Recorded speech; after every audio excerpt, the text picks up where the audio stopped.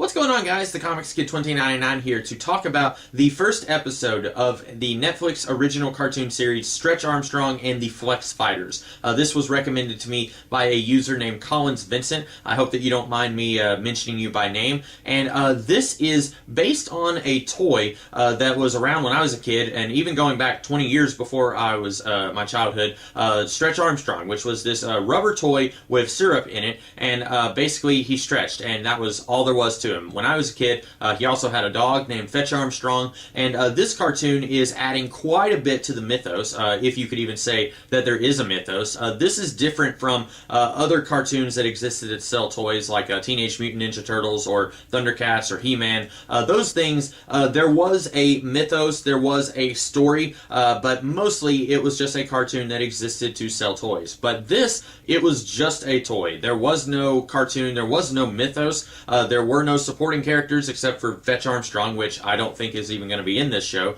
So really, all you had was a toy that stretched. And now, almost 40 years after this toy was first introduced, we are getting a cartoon that is building a mythos from the ground up. And on the one hand, I feel like they could have just created their own character with how much stuff that they are creating for this series. But on the other hand, I can see that they probably wanted to grab that property and milk it for a little bit, because there are people like me and people who are a good 10 years older than me who are going to remember the toy, and then that might bring them to watch this cartoon. Although based on the tone of this episode, I'm going to guess that this is not aimed at people my age and older. This is aimed at people who are 13 years old. And I feel like if I was anywhere from 13, even all the way up to 18, I would be eating this cartoon up with a spoon. When I was younger, I watched cartoons like American Dragon Jake Long, Ben 10, Danny Phantom. All these were cartoons about superheroes, not necessarily based on comic books, so I feel like they were a little bit more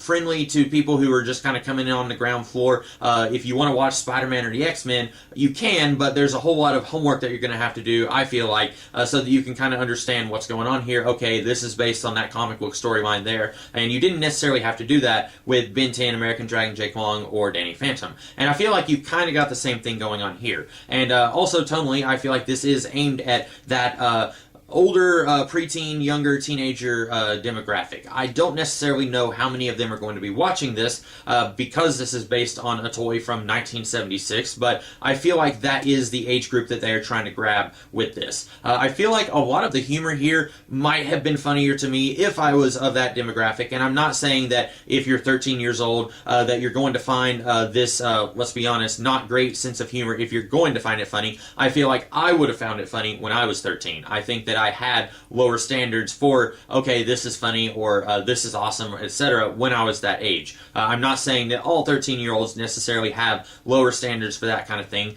because a lot of this I didn't really think was funny. There was a couple of times that I laughed, but a lot of times you can tell that they're going for a joke here, and I just sat there kind of just doing that. I was just watching it, kind of waiting for the episode to be over. A lot of the humor here just really didn't get me, and I feel like if I was a little bit younger, maybe I would have laughed a little bit more whenever they wanted me to laugh. Maybe I would have cheered a little bit more whenever the action stuff was going on. A lot of this episode, it was very well executed. It was technically a good episode, and I just sat there saying, okay, when is this going to be over? Really, that's kind of a harsh review. It's not really a review at all, because I'm just saying that it's not for me. But I feel like a lot of this would have worked better for me if I was part of the age group that they are trying to grab. I did like a couple of the voices that we had here.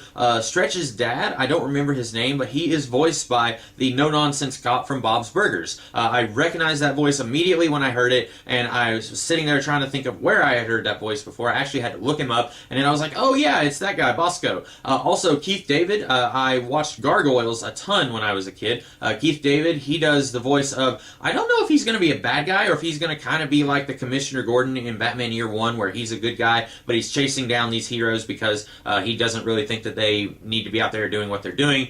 So I can't really tell what his role in this series is going to be. I don't know if I'm curious enough to keep watching, but I was interested in Keith David here. I do like him. I think he's a very good actor, and he's not in it a whole lot, but I like getting to hear him here. And I'm sure there's some other voice actors here that if I looked up this episode, I would say, oh, okay, I know him or her from that other thing.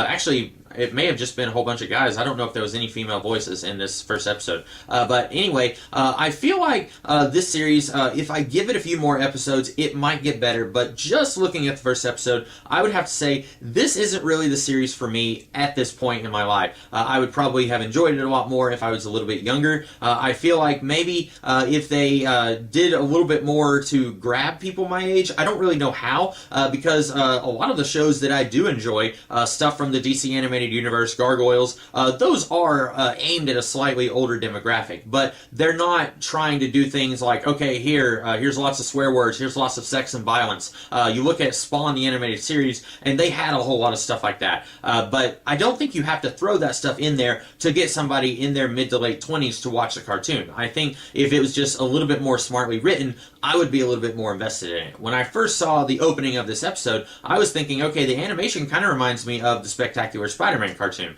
and I thought maybe they were going to go in that direction, because tonally, that is even a little bit different than Superman the Animated Series, or any of the cartoons from the DC Animated Universe. I thought, okay, maybe they're going to go with a more lighthearted show. It's not as grim as the DC Animated Universe, but it's still going to be a very good, solid effort. And ultimately, maybe I'm just not giving it enough of a chance. Maybe I should watch a few more episodes to really decide if this is something that is worth me watching it. But part of it is I just don't have a whole lot of time. I work a full-time job, so I don't necessarily have the time to watch 13, 20-minute episodes. I probably will watch a few more episodes just to see what's going to happen next, see if this is something that I would fully recommend. But at the moment, just talking about this first episode, I would say if you are really curious, you should watch it, see what's going on here, maybe decide for yourself. But if you are familiar with any of the people who made this show, I'm actually not. I thought maybe a few of the showrunners of this were going to be people that I had heard of elsewhere, but I'm not familiar with any of these people. If you're familiar with them and the work that they've done,